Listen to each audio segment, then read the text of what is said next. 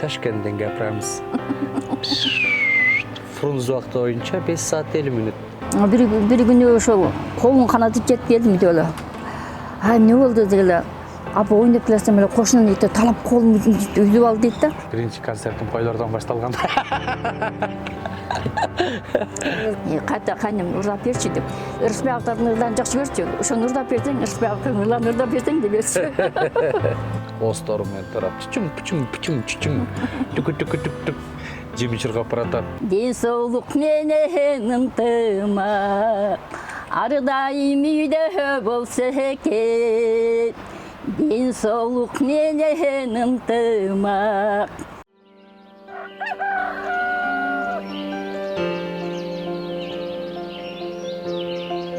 Бала бул ата-эне үчүн теңдешкис байлык.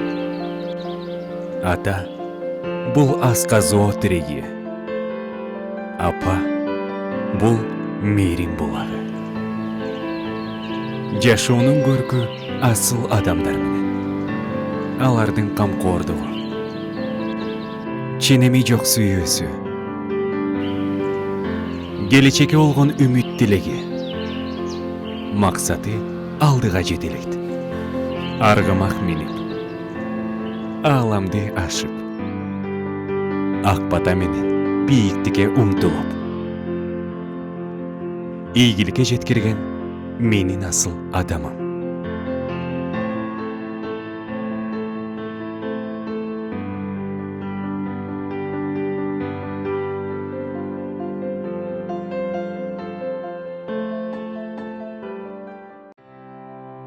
Ата-эне деген ким? Болгону 6 тамгадан турган сөз. Бирок өзүнө канчалаган кереметти камтыган дүйнөдөгү эң кымбат, эң ыйык асыл адамдар. Жашообуздун башкы каармандары, нур чачыраткан жарыгыбыз, Айтор баласы үчүн баарына даяр, эң боорукер, мээримдүү, назик жандар.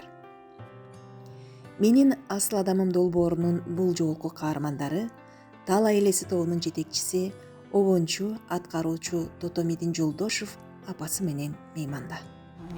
Туган жери Чаткал районунда, Айырга Жалал айылында 77-жылы 8 мартта төрөлгөн. Ошол жас камал төрөгөн экенсиз апа.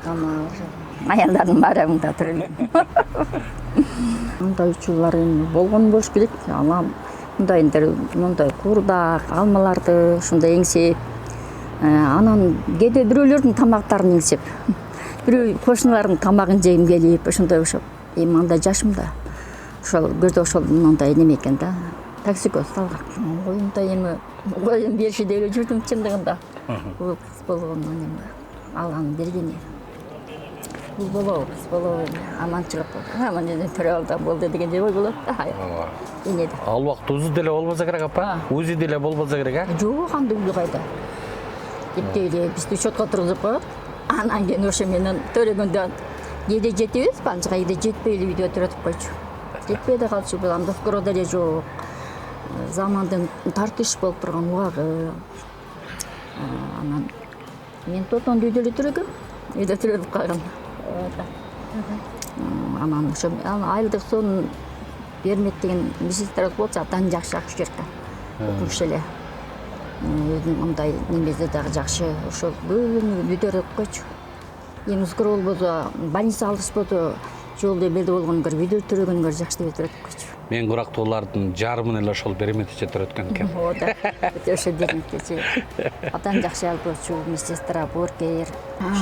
Тотомидинди өзү атасы Мидин райкомдун немеден көп айтып жакшы көрсөдү, тиги атасы дагы ушундай мындай кандай десем болот. Ачыгындай ушундай эмеге шыктуу, тамашакөй, мындай кулдуу түркөп сүйлөчү. Анан кийин мен ошол эгерде уул болсо мен Мидин жарайкын коем деп берчү. Анан кийин төрөлгөндөн кийин Мидин койду. А мен кечки саат 9-да төрөсөм. Эртеңки саат 9-да апам авария болуп кайтты машина, автобуста. Анан кийин кетти, ал жак 2 күндө кара келди. Сени апарышым керек деп. Аны бир чоң эмде угулду. Эми апарбасам болбойт. Көзөлдүм менен апам экен. Анан ыйлап чыкты, анан да немесин көтөрдүк, анан ошондон кийин анан митингде тото, мен апам көбүнчө айылдагыда тото деп койчу, аты Турлукан эле. Анан жалгыз өзү анан Турлукан деп койгон экен атасы. Анан ошоганан тотону улап койдук, тото митинг болуп калды. Апам ушинтип неме болуп калды деп анан тото митинг болуп калды. Бала чагымда болгонун айта берчүмүн менчи. Мен мындай жапшырып эме кылбачумун. Анан тентек болгон экен көбүнчө. Шок болчумун. Достор менен көп нерселерди уюштурчумун. Ошол анан кийин барып токтолот экенсиң. Чоң ой, ушу тентек эле, бирок тентек болгон көөр чоң затынан жакшы көрчү. Тентекти кылганда биз эме кылдыгы болушуп калчу, барып эле артына куяга кирип кетчү, анан биз жетип отуруп калчубуз, урушпай калчу эле. Кедеми кулубузда тийип уруп дерсе болду шоктугунан. Бир күнү ошол колун канатып жетип келдим деле. Эмне болду дегеле. Апа ойнап келсем эле кошунун ити талап колумду үзүп алды дейт да. Биз потом директор бар, мектептин директору. Ой, ушинтип тото митинг колумду үзүп алып да малтын алып жетип таштады. Анан бул айтпайт. Кийин айтат, апа дейт, десем, нечилет алдадым дейт, биз шифрга шишени ыргытып алсак дейт. Шише сынып кетип колум тилип кеткен дейт. Мен болду дейт. Силерди ушат деп, мен ушинтип алдадым дейт. Бекер кошуналардын иттери өлбөдүбү? Сен мени алдайсың акмак. Урушуп. Жок апа, ал ит өзү мурда тиштеген болчу да мени. Мамут деген кошунабыз бар болчу, Раматов. Калган ит бар эле да. Ошол атабыздын ити болчу. Байкуш ни за что эле өлүп кетти. Мен өзүм 9-2 кыз төрөдүм. Биринчи кызым төрөлүп эле ошо больницада өчүп калган. Анан тотон 3-чү экен. 3-чү. Улум өзү атасына да окшойт. Атасына көп жанагындай ачыктыгы, кудулдугу, шайырлыгы, оркелиги атасына окшойт көп жерлери. Анан тай кезине да мындайга окшоп кетет. Бурдуган тай кезине дагы. Менин атам негизи кара тору киши эле. Мындай кара тору. Анан мен көбүнчө ошол апам окшош. Тайкелерим окшошмун чынында.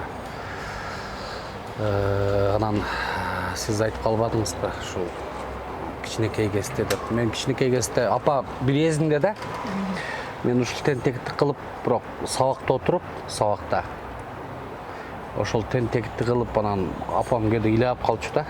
Анан ушул бөөктөрүмдү эмгизип, анан ошо келгече сабактан келгече шашчумун.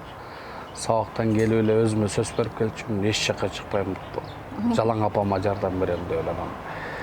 Ошол күнү жардам берип, эртеси жардам берип, бирок кайра 2 күнөн кийин унутуп калчумун. Ошол нерсинде кээде апам ошол баланы эмгизип атып, ыйлап калган күндөрү болчу эле. Билбейм, эмнеден болчу эле билбейм. Менин кайным апам жаша болчу. Өркер, шайыр ушу балдарым кошо башкан. Анан кайным аар болуп, 2 буту иште балдак менен басып калбадыбы. Мага жардам бермек түгүл, кайта мен аны ушу балдар катары карап калдым да. Анан кыйналчумун. Кээде кайненем карайм, буларды карайм. Кээде булар тентекти кылып кетип калат. Анан кээде чын эле ыйлашка туура келип калчу эле. Кыйналганда жетишпей калчумун да. Кайнеме убагында жешкилерчи айтты, ал өзүн жейсин десе, берсеңизчи. 2 балдардын араң эшке 12 жыл жашады ошон. Машагына барып, кырарка жүзүндөргө зыян кетти деп.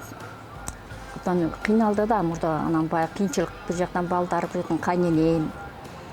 Анан кээде чын эле кыйналчумун. 9 балдар жаш, 2 жаштан бири-бирин неме кылыша албай. Анан бирин каратып, анан карабаганы төпөштөп жин келгенде. Ошентип аны чоңойттук баарын четелеп. Анан тодон чоңойгону ошо кичинекейинде эле окуду, мындай неме өтүп алчу. 2-чи класска келген окуп жүргөндө эле анан ал кичине немелерге катышып алса да, бир да бийлеп, анан бийлеп берчү, тайманбачу. Билизи бийлеп, ырдай берчү да, анан моюндары шылкырап, мен бийлеп койчу деди. Анан радиолорду мындай ачы эле. Ошентип анан 2-чи класстан 3-4 класска катышып, кружокторго мага да жакшы жардам берчү. Жанеден кызым ушул эле чоңо жетелеп жүрүп экөө да. А бирок кээде анан бул карабай кызды атадын аштанчу. Тотон карабады деп, он төбөштөчү. Карабай кетти деп, ким сен удуду деп туралчу. Экөө зода болчусузда. Экөө удале да. Балалыктын баа жеткис мүнөттөрү окуучулук күндөр. Мектепке барам деген дегдеген кыялдар, ага болгон даярдык, алгачкы А тамгасын тааныткан мугалимиң. Мунун баары өзгөчө мезгилдер. Эсимде ал күн ар бир адамдын эсинде калат болуш керек. Бирок эми баягы жыл өткөн сайын элес булас болуп кала берет экен. Апам мектептерин апарар мурун мени биринчи ал убакта ярмарка деп койчу эле. Автолопкалар келчү эле апа. Анан автолопкалар тизилип эле магазиндердин жанында жайылып эле ошол жерден анан ушул бүт баары ушул сентябрдын 28-терине, сентябрь, августтун 28-терине жакын эле бир 3 күн болчу да. Ошондо бүт баары ушул айыл кийинтип бүтчү да балдарын. Ушуна чыгып алып мен да ушул сумка алып, ак көйнөк алып, бутма туфли алып, кадимгидей бир сыйра, эки сыйра, 3 сыйрага чейин кийинип, спортивкалардан бери алып, сүйүнгө маябай. Буйруз эртең мектепке барам, анан апам жетелеп барган кезимде. Ошо нөлөй карганбыз. Анан Кошпай деген агай бар болчу. Ошол агай ошол биринчи тосуп алып, нөлөй классты ушул Кошпайга өткөрдү. Эле биринчи классыбызды Зулайка деген эжебиз бар. Өзүм жеңем болуп кетет. Ушул эжекей бардык ушул А деген тамганы таанытып, окуткан, үйрөтүштү. Мектепте чынын айтсам өтө деле жакшы окубадым. Мен ырдап эле жүрө берчү элем. Ошол музыкалык туралы. Ырдап эле жүрө берчү элем. Анан мугалимдер мен аяп 4-5 коюп берип койчу. Ошентип бүтүп кеттим. Бирок өтө да начар окугам жокмун, орто окудум да. Мен чыныгы чыгармачылыкты ушул 11 классты бүткөндөн кийин баштадым. Себеби Тоо булак деген группа түзгөнбүз. 95-жылдары. 11 классты бүткөндөн кийин бизде Сатинбай деген агайыбыз бар болчу, Дом культурада.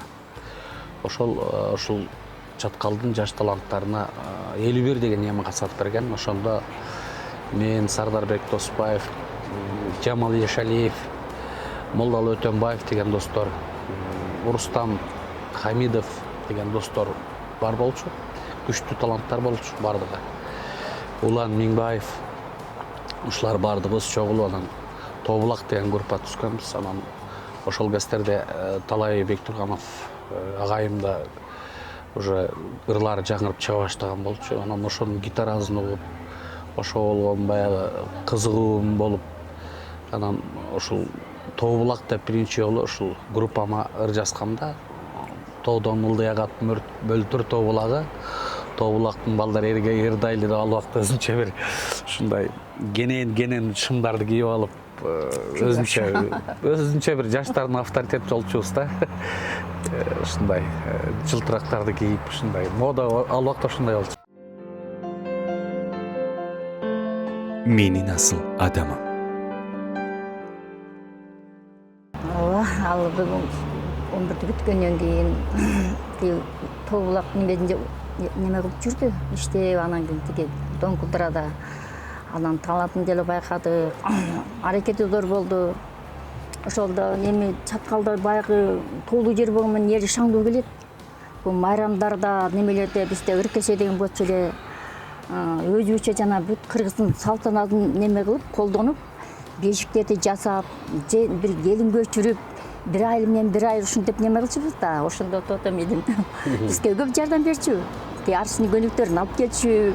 Ошол алып келип анан кийин катышып, бизде мындай болуп, андай болуп, муну кийимтип бир дагыла деп. Анан алдан толкондочумун, эми балам бар, ушинтип неме атканда кантип толкондонбайсың.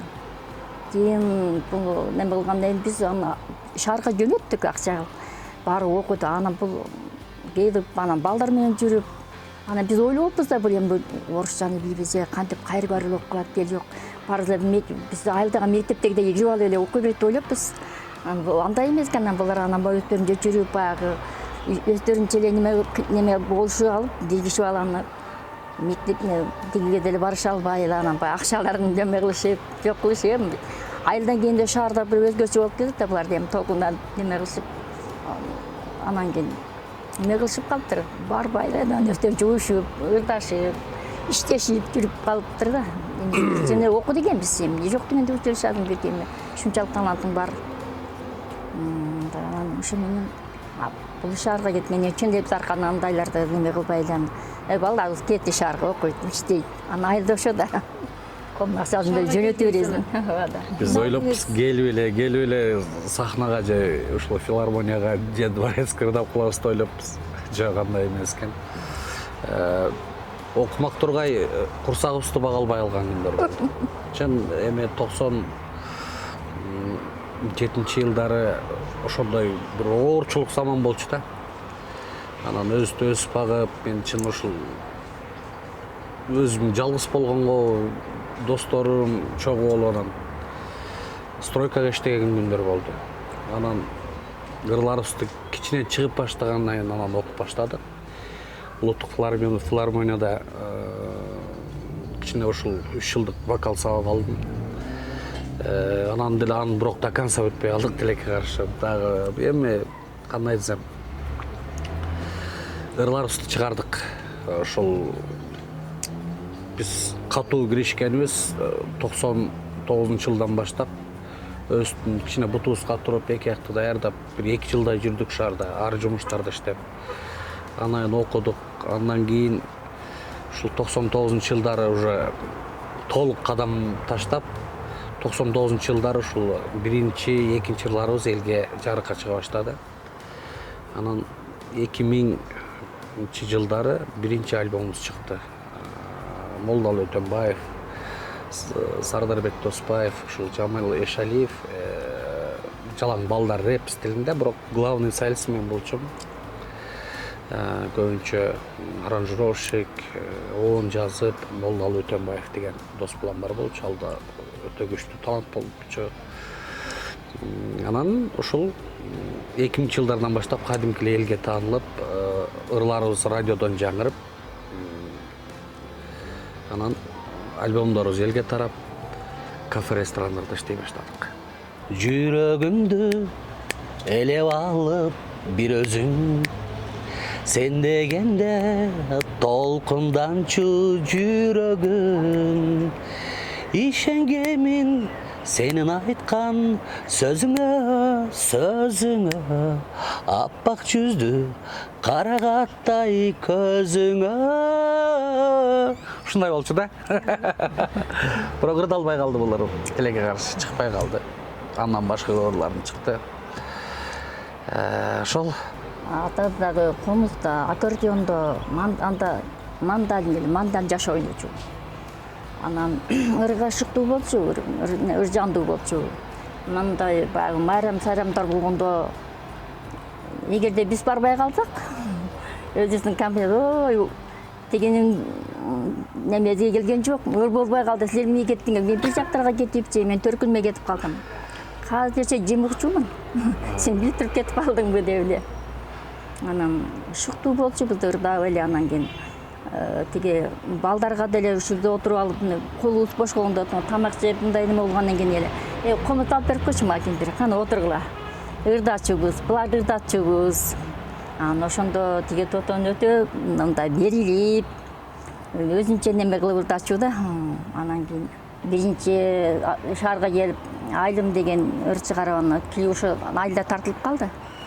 Анан жете тартылып, анан абдан толкунданып сүйүнүп, анан мен өзүм сал токтобуракмын, сен толкундандым деле көтөрүбүзбү. Анан чалым бакчы менен ашып, ташып, толуп, ташып, буларды күтүп тигилер менен. Анан классташтарын күтүп, булар кеткенден кийин дагы бир койдусой бүт немелер тууган урак чакырып аталып, өзүбүздүн аяштарды кыскасы биз бир ай той кылдык керек муну жооп. Айылымда анан тиги туугандар деле тиги немелер деле толкунданышып, эң жакшы мына ушул айылда ушинтип Кыргызстанга таанытты, айылыбызда карачы деп айылдары тартыбына неме болгондо, ошондо чалмактан толкундан ошо айылдын чендигин чыгарганда, айылда чыгарды да үйдө. Аккан арыктан суу агат демекчи, Тотомидин мырзанын ата-энеси да чыгармачылыкка жакын, талантты баалаган инсандар. Мен кечээ жакында неберемди аттым. Чоң кызым эки. Ошо небереме деген ырды тап берейин. Неберем менин ырысым, ырдасым сага ырызым, бетиме бетиң тигезип, бетимдин жаш жыбырышын, ак үйдүн ачы эшигин, алып барсам кыздын бешигин, небере кызга той берип, досторго берсем кешигин. Ата жұрт кымбат, эл кымбат, ата-эне кымбат, ер кымбат, ардайым үйдө болсо экен, ден соолук менен ынтымак. Ардайым үйдө болсо экен, ден соолук менен ынтымак. Мен ошондой эле журт неме кылчумун да, окуп жүргөндөрдө мен ырчы болом дечимин. Ана телекке каршы бизде ошол убакта бонду биз деле коз бөлүм деле тапырат эле ала качып кеткан баадат бар болчу. Анда ата-энелер оттошпой, соттошпой, бар ошол жерде отур. Бодогону аттаба деп эле ошондой бир салт ата-эненин бир катуу тартиби менен эле анда оттошкон деле соттошкон деле жок. Милиция отуруп калдым да. Кийин 1-2 жылга чейин жаман кыйналып жүрдүм. Мен ушунда окушум керек эле, мен ушунда өзүмдүн талантым бар. Кээде ошо мектепте жүргөндө кыздар балдарга жийме тийген балдарды жамандап бырдачумун. Мындай сатрик кылып, анан ушундай өзүмдө кээде келип калчу да. Анан айтсам чал макул болду, бирок кайным болбой койду. Сен жалгыз келинсиң, жалгыз барбайсың. Шаар ошондой кой мен жибербейм деп болду демесе. Чалым деле макул болду. Макул анда барайлы. Deydi, kaynenem ruhsat vermedi bizge çındığı yere, barış gelişke. Anda yaşarken de şu 3-4 yılga çeyin. Baltırak canında maramtar bolsa eken. Men bir жерге ырдадым экен деп эле. Анан барга жерде эле мен аны ушак-мышак тигип өтөтүрүп, кырчы ырдап иштедим, ырдап берчүмүн. Анан бөлө урушуп кетет, отурчундар. Мен ырдап берем сага деп ырдап эле мен жазып берчүмүн. Ырдагым эле келе берчү да, толкундан ырдагым келип эле. Кандайдыр ушундай бир неме болсом анан ырдап калдым жеңдем. Кээде жатып таңгамалдар болгондо деле үйдө жатып алып балдарымды жататар. Ырдагым өзү таңгамал ырдай берем ошол кыйкырып эле. Анан тиги кайненем деле чалымды кабыл алчу. Кайта кайнем ырдап берчү деп. Ырысбектардын ырдарын жакшы көрчү. Ошону ырдап берсең, Ырысбектардын ырдарын ырдап берсең деп берчү. Менин асыл адамым. Ырдарда мурда биринчи ушул радио деп бирөөлөрдөн ушул угуп калып тамашалуу, мыскыл жана тамашадан угуп калган болсам керек. Анан ошолорду угуп калып анан эме кылчумун да.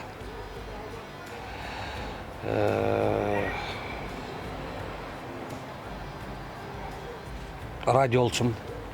Анан мени баягы айылдагылар менен улуулар билип калып бардыгы.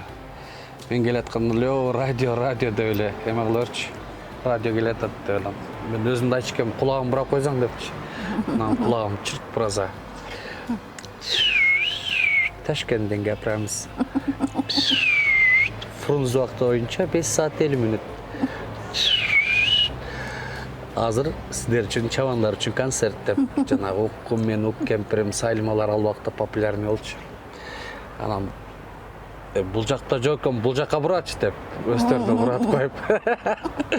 Азыр сиздер үчүн индиялык ырылар деп ушул индияча ырдап берчүмүн. Кооздор менен турап чучуң түк жеми чыргап баратат деп ушинтип эле анан күлө берчү. Ошентип атып сабактан кечигип калчумун, кеч барып калчумун. Көрүнгөнгө радио болотчу.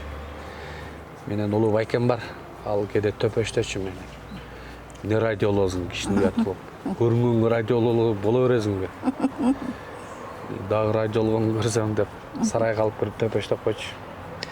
Болбойм деп эле кайрылып боло берчүмүн. Атам Индияны жакшы көрчү. Атам аябагандай жакшы адам болчу. Анан көрсө ата кызга жакын болот экен да. Кес-кесте эми алар Советтер Союзунун кишилери болгон. Атам кээде майрамдачу өзүнүн убагы менен бирок айда 1-2 жолу майрамдап койчу. Ошондо майрамдап келип атам өзү эле концерт коюп берчү бизге. Бекер. Алдыңкы местага биз отурчубуз, арканкы местага апам, анан энем. Анан ошол карындашым эле эме кылырчу. Карындашым аты Жайнагүл. Анан жажам чау би деп үлүштү эле индийский ырдап элечи. Анан ошол кызын эркелетип көбүнчө ушул кызын эме кылчу да. Бизде торпоктор деп койчу. Анан ошол атам турап мен деле ошол индийский кинолорду көрүп, айылда кой жайып, баягы эми айылда биз кичинебизде жалаң мал багып чоңойдук. Өзүбүздүн кичинекей өзүбүзгө чакан 30-40 коюбуз бар болчу. Айылдын этегине барып жайып келчүбүз, уйларыбыз жайып келчүбүз. Анан ошол кезде айылдын этегине барып өзүмчө кой жайып, эз алып, анан көбүнчө жазгамал гүлдөрдүн арасында ошо индийский ырдап, биринчи концертим койлордон башталган. Катуу болгондо катуу болуп койчу. Бирок анан көңүлү аябагандай жумшак болчу. Кээде мынтип урушуп, жини келип келе жатса да мен бирдеме чучуң деп күлдүрө берсем, күлүп берчү да. Урушуп атса ырдап жатып алчумун же башка кылып ушинтип түшүнчү да магачы.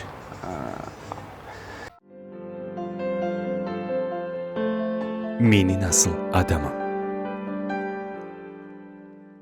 Анда 3-4 класс болуш керек. Бизде айылда мал чарбада. Анан кийин тиги ушу июнь айларында кыркым деген болот. Кыркым болгондо бүт жердеги тиги койлор келип бир сарайда кыркылат ашанда. Ошол жерде анан эл иштейт, анан балдар дагы өзүнө багы өзүнүн немеден келген балдар ишешет. Анан бул кичике болчу. Мен пауэр болуп калгам. Анан 3-4 ай пауэр болчу. Анан мен да пауэр болуп анан иштейми деп иштеп калыптыр да.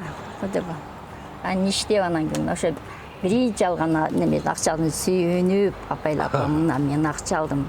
Сиз буга көйнөк алып, жол алып бериңиз деп, темелеп канча көйнөк атпай алып, анан буга берип берип таратып, анан мен сүйүнүп алып кетип берет, апа сиз биринчи айдым сиз алып, көйнөк алып кийиңиз, жол алып салыңыз деп.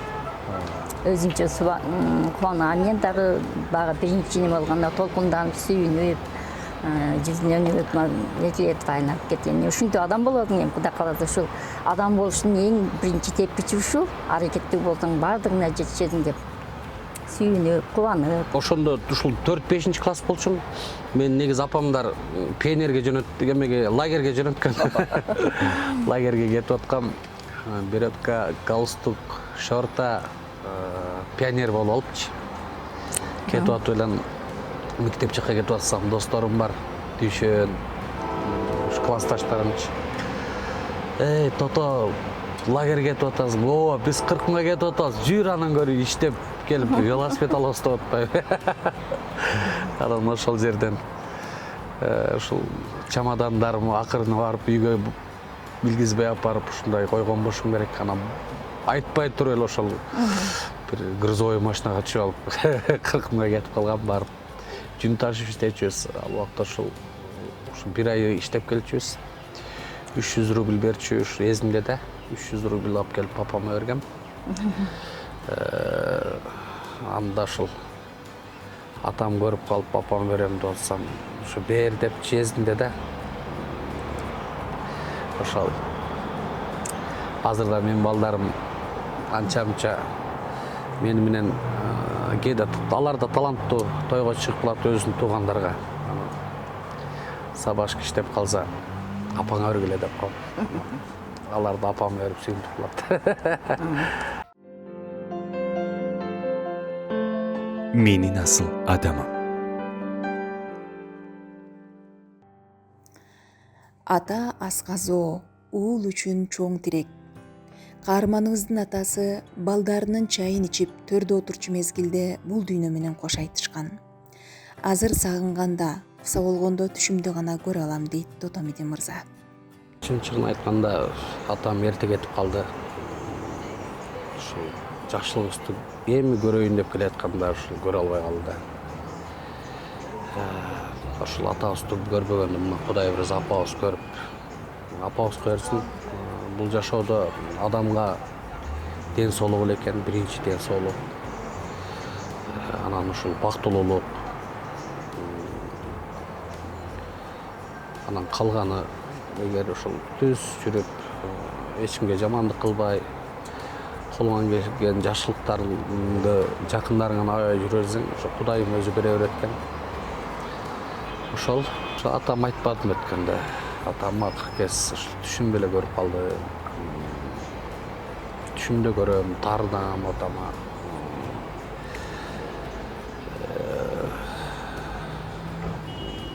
Как будто эле бир ушул жашоодо эле жашап, бирок жашоо бөлөк жакта жүргөндөй эле боло берет да магачы.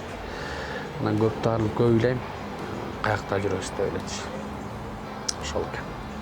Кудайым мырза. Апам жакшылыгын көрүп жүрсө болду. Калган жараткан Алла Таала көрсөтө берет. Бул эми мен бир туугандарым эмес, жалпы ушул бир туугандарга айтат элем. Ушул жакшы апасын төргө тартат дейт. Жаман апасын көргө тартат дейт. Эгерде уулу жаман чыкса, бат эле көргө тартып коет экен да. А уулу жакшы чыкса, төргө тартат экен. Ошондуктан ар бир ата уул эркектерге айтат элем, өз турмушуңуздар менен бактылуу болуңуздар. Турмушуңуздар бузулбасын. Өзүңүздөрдүн келечегиңиздерди таппай, ушул ата энеге оорчулук келтирбегиле. Эгерде ар бир бала өз семьясы менен бактылуу болуп, жаарын жаркылдатып, балдарын карап, жакшы жүрсө, ата энеге болгон бакыт ошол эле. Мен да Кудайга шүгүр айтам. Бир туугандарым баары бактылуу, үй бүлөлүү. Анан ушул ата энени ар дайым ардактайлы. Биз ата энени кандай карасак, Кудай мырза ошол кайтар кезек деп коет го. Уулуңан ошондой урмат көрөсүң деп ойлойм. Көбүнчө ушу Тоото менен ырдашам. Экөөбүз. Көп жешимди Тоотон көтөрөт. Атады өтүп кеткенден кийин Тоотон кыйналба, балдарымна ошондо 4 балам үйлөнгөн, 4 балам. Анан кыйналбагын, мындай эле десем, жок апа. Мен ата жок, атам болсо мындай болот деп бүкүлдөр мүксүп калбадым деп. Кудайга шүгүр бардыгын эле ушу кафелерде дүңгүрөтүп, эл катары үйлөп, эл катары тиги немелерин берип, жолжодону, тойлору неме кылып, шаңдуу кылып, эми бул эң бир мага жакын жери ушул чечкиндүүлүгү. Мен айтсам аткарат, колунан келген ишин баарын. Ошо балдардын баары ушинтип төртүгүн үйлөп, жайлап, бардыгын ордоруна коюп, Кудай берди, азыр бардыгы бактылуу. Азыр дагы бардыгы ушул үстүнөн айтам, Тотом. Булардын үстүнөн неме эрбизя кылып турган. Бардык иштерин неме кылып тур. 8 бала болсо, 8 башка кыялдуусуң, ар биринин өзүнө кыял жоругуң бар. Булардын баарын айтыш керек, башкарыш керек. Теге сен айтканды аткарыш керек. Мен балдарга айтам, Тотон бирөө сөзү кандай да ошондой аткарылат балдар. Баягы ата өзү ага дейт, мени өз чечиңе дейт. Эми атаңар өтүп кетти, ошондой агага баш ийиш керек, бириктүү болуш керек, ынтымактуу болуш керек. Ошо Тотом эмне ошо болот. Анан Кудайга шүгүр, бул дагы ошол мен айткан баарын аткарат, ошондой кылып күйлөрүн үйлөдү. Мына кечээ эле мына 2 күн болду. неберени узаттык экөөбүз биригип отуруп алып кулдар чакырып дагы ырдап да коебуз, аларды дагы күндөр ошон кылабыз. Апа ырдап берсин десе картайган ишим жок да ырдап да беремин. Аткарабыз ушуну мындай дагы шүгүр да оң колумда камчым баардыгын аткарат, баарын неме кылат. Апам бар, менин бактым бар да. Апам мени түшүнөт. Апам мени түшүнөт. Апам экөөбүздүн ар бир жакшылыгыбыз чогуу. Апам неден бактылуу болот? Азыр көбүнчө ушу неберелери менен, ар бир кудагыйлары менен, ар бир баласынын сүйүнүчү болсо, апам бактылуу. Ошол баардык сүйүнүчтөрдү апамды сүйүнүткөнгө аракет кылам. Биринчи апам. Анан үй бүлөм, келинчегим, балдарым да кийин кете берет. Апама ушул каларым оорубаздыңчы кылайын. Ушул акыркы кез аягандай кичине бир эле эмес, биз эмес, ден соолуктун жылы болуп калды окшойт. Ушул жалынганым жаратканга жетсе экен, алтын апам эч оорубай жүрсө экен, 9 улуу 9 жактан апамды толкуп апам бийиктерге ушса экен деп. Апам чыдамкайлыгына да кээде таң калам. 9 баланын түйшүгүн бирдей тартат. Ошол 9 баланын түйшүгүн бирдей тартып атканда апамдын бир ушул жарымысын мен тартам да. Анан ошолдун баарына чыдап, баарына көтөрүп отурганга жараткан Алла Таалага шүгүр дейм. Апам алтын атам. Себеби ушул жарык дүйнөгө алып келип, мени таланттуу кылып, жарык дүйнөгө жаратып, апам болбосо мүмкүн мен ырдабайт белем. Же апамдын тилегин мен аткардымбы? Ошол апа, чоң рахмат сизге. Оорубаңыз, ден соолукторуңуз жанымда эле күлүп жүрө берсеңиз, ошодон бакыт. Мага байлык эч ким деле, байлык деле, бийлик деле, ататтуулук деле бул эчтеке эмес экен апанын алдында. Ушул апам көп жашаса экен.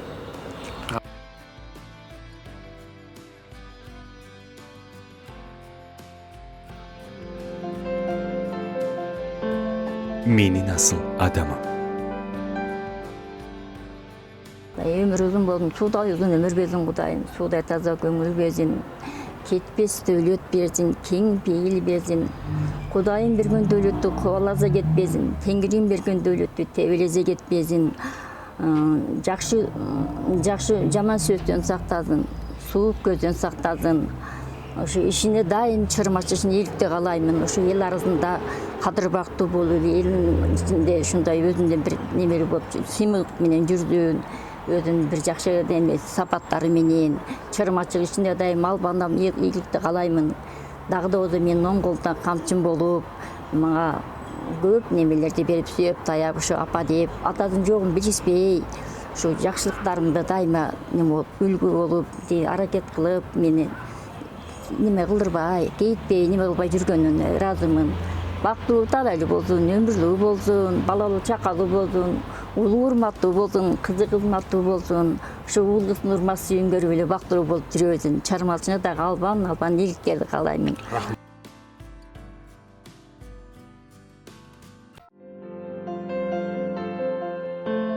Менин асыл адамым.